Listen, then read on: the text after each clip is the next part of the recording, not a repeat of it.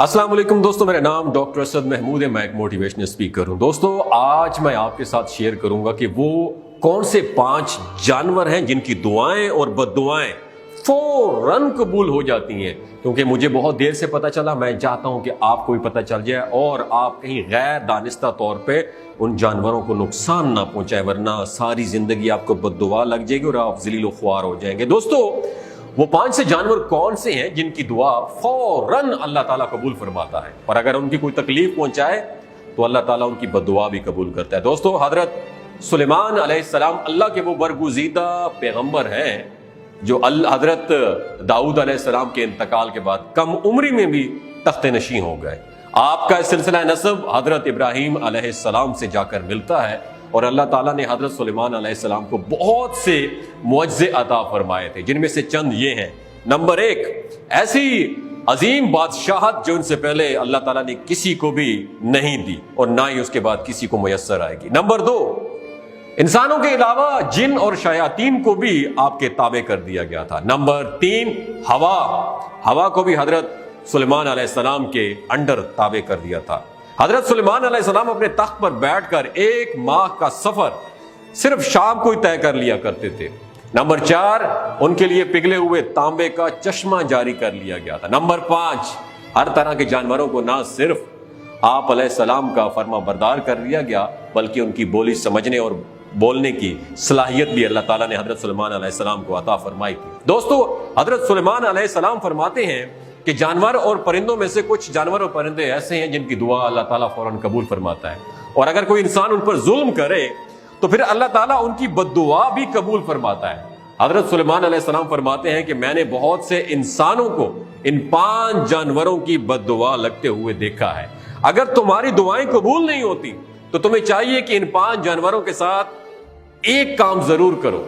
अगर इन 5 जानवरों के साथ एक काम भी कर लोगे तो अल्लाह ताला तुम्हारी मुश्किलात को दूर कर देगा, और वो है उनके साथ हुस्ने सलूक, उनसे प्यार करना। दोस्तों, ये 5 जानवर या परिंदे कौन से हैं जिनके बारे में हजरत सुलेमान अलैहिस्सलाम का ये कौल बहुत मशहूर हुआ है और मौजूद हुआ है। मौजूद भी है कि एक मर्तबा हजरत सुलेमान अलैहिस्सलाम को इंफॉर्मेशन मिली कि किसी ने कुत्तों को जहर देकर मार दिया है।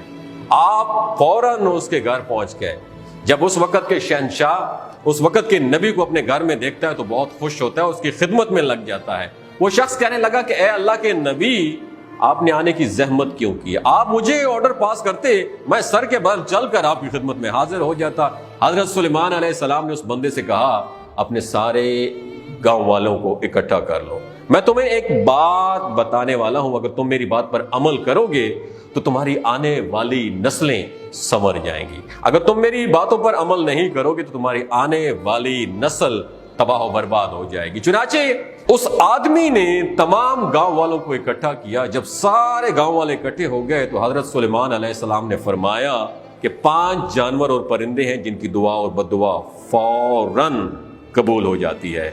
नंबर 1, मैं आपकी नजर करना चाहता हूं, दिमाग की खिड़कियों को खोल के सुनिएगा। ये दुनियावी इल्म बहुत अच्छी है, लेकिन ये दुनियावी इल्म बाज़ औक़ात हमें वहां पे नहीं लेके जा सकता जो हमारा ये इस्लामिक इल्म है, इस्लामी तालीमात है, इन पे अमल कीजिएगा। नंबर 1, कबूतर।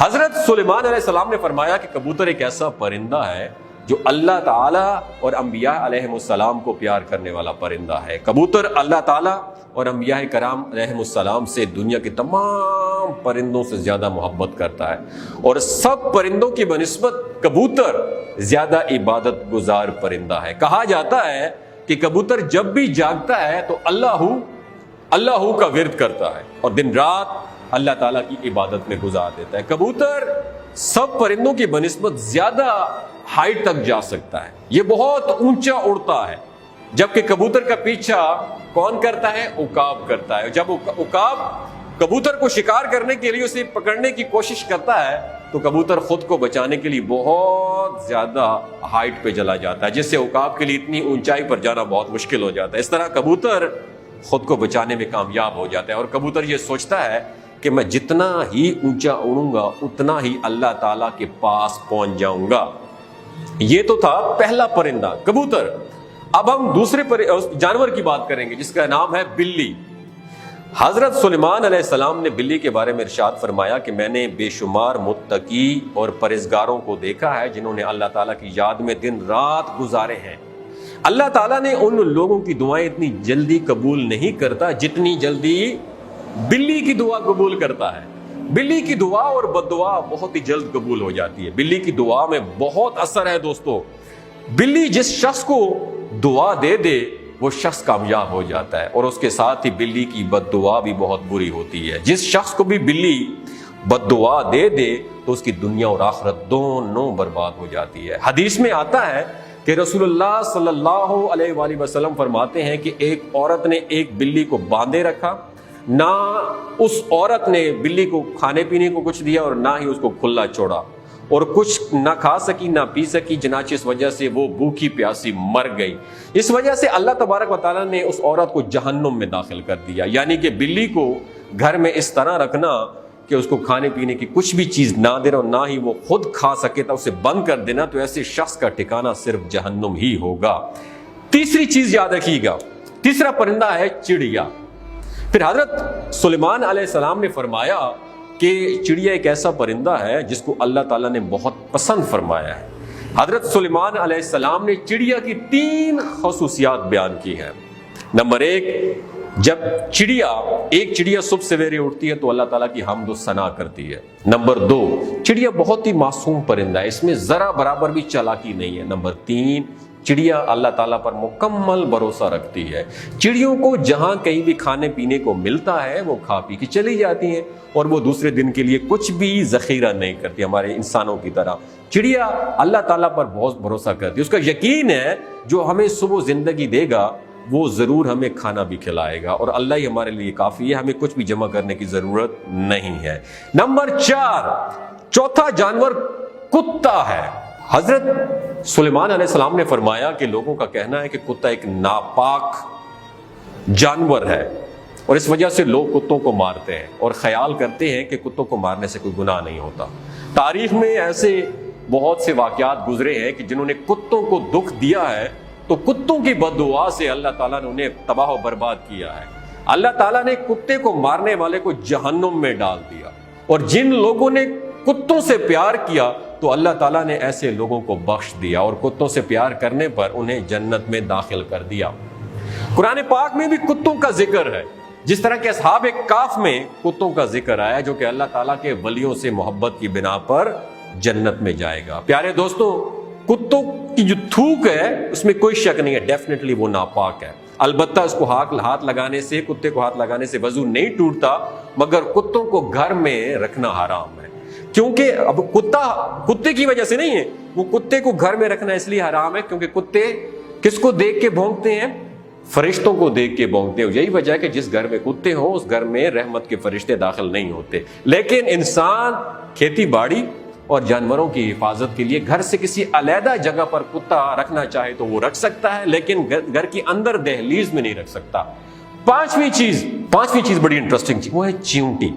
حضرت سلیمان علیہ السلام فرماتے ہیں کہ ہم لوگ چیونٹیوں کو ایک عام جانور سمجھتے ہیں اور اسے پیروں تلے رون دیتے ہیں۔ آپ علیہ السلام فرمانے لگے کہ ہم لوگ چیونٹیوں کی اہمیت کو سمجھ لیں تو بھول کر بھی چیونٹیوں کو کبھی زندگی میں نہیں ماریں گے۔ سورہ نمل مکمل طور پر چیونٹیوں کے بارے میں ہے۔ قرآن پاک میں بیان ہوتا ہے کہ حضرت سلیمان علیہ السلام اللہ کے نبی تھے، اللہ تعالیٰ نے پوری دنیا کی حکومت انہیں عطا فرمائی۔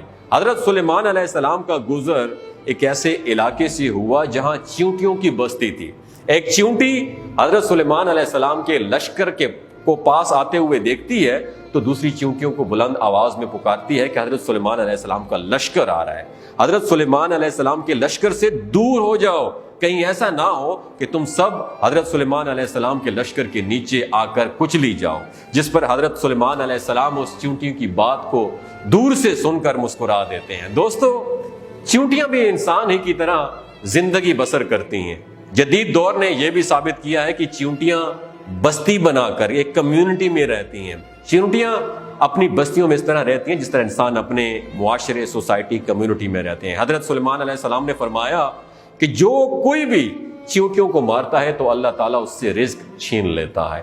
اور اگر اچانک چیونٹی پاؤں کے نیچے آ کر مرتی ہے تو وہ ایک الگ بات ہے، لیکن کبھی بھی جان بوجھ کر چیونٹیوں کو مارنے کی غلطی نہیں کرنی چاہیے۔ لیکن اگر یہ غلطی جان بوجھ کر کرو گے تو رزق سے ہاتھ دھو بیٹھو گے۔ اگر کوئی چیز آپ کے ہاتھ سے گر جاتی ہے تو اسے نیچے پڑی رہنے دیا جائے تاکہ وہ چیونٹیوں کی خوراک بن سکے۔ اس طرح وہ آپ کو دعائیں دیں گی جس سے اللہ تعالیٰ تمہارے رزق میں اضافہ کر دے گا۔ اور علماء کرام کا کہنا ہے کہ چیونٹیوں کی بعض اقسام زہریلی ہوتی ہیں اور جو اگر جسم پر کاٹ لے تو جسم پر سرخی اور سوزش آ جاتی ہے، انفلیمیشن بھی ہو سکتی ہے، جس کی بنا پر علماء کرام کا کہنا ہے اگر کسی کو چیونٹیوں سے نقصان کا اندیشہ ہو تو اس حالت میں انہیں مارا جا سکتا ہے۔ دوستو، حضرت سلیمان علیہ السلام نے یہ 5 باتیں لوگوں سے بیان کرنے کے بعد فرمایا کہ میں اب سب کو ایک راز کی بات بتانے والا ہوں۔ آپ نے دماغ کی کھڑکیوں کو کھول کے سننا ہے، کیونکہ کبھی بھی جانور اور پرندے کو جان بوجھ کر نہ مارو، کیونکہ وہ بھی اللہ کی مخلوق ہے۔ ہمیں اللہ پاک کی مخلوق کو کبھی بھی نقصان نہیں پہنچانا چاہیے۔ اللہ کی مخلوق سے جتنا ہو سکے اتنا پیار سے پیش آنا چاہیے۔ آخر میں دوستو، اللہ تعالیٰ سے دعا ہے کہ اللہ تعالیٰ ہمیں جانوروں سے پیار کرنے اور ان سے اچھا سلوک کرنے کی توفیق عطا فرمائے، آمین ثم آمین۔ آپ نے نیچے کمنٹ سیکشن میں ضرور بتانا ہے کیا ان 5 پرندوں اور جانوروں کے بارے میں آپ کو علم تھا؟ کس جانور اور پرندے کے بارے میں علم تھا؟ نیچے کمنٹ سیکشن میں اپنا ایکسپیرینس کیجئے اور آج ہاتھ اٹھا کے میرے ساتھ یہ وعدہ کیجئے کہ ان 5 پرندوں اور جانوروں کے بارے میں جو میں نے تذکرہ کیا ہے ان کو کبھی بھی زندگی میں آپ نقصان نہیں پہنچائیں گے۔ اگر اس ویڈیو سے آپ کی زندگی میں تھوڑا سا بدلاؤ آیا ہے اس کو دوسروں کے ساتھ ضرور شیئر کیجئے گا۔ ہو سکتا ہے اللہ تعالیٰ اس ویڈیو سے کسی کے رزق کے دروازے کھول دے، کسی کی زندگی بدل دے۔ اپنا اور اپنے ساتھ رشتوں کا خیال رکھیے۔ اللہ حافظ۔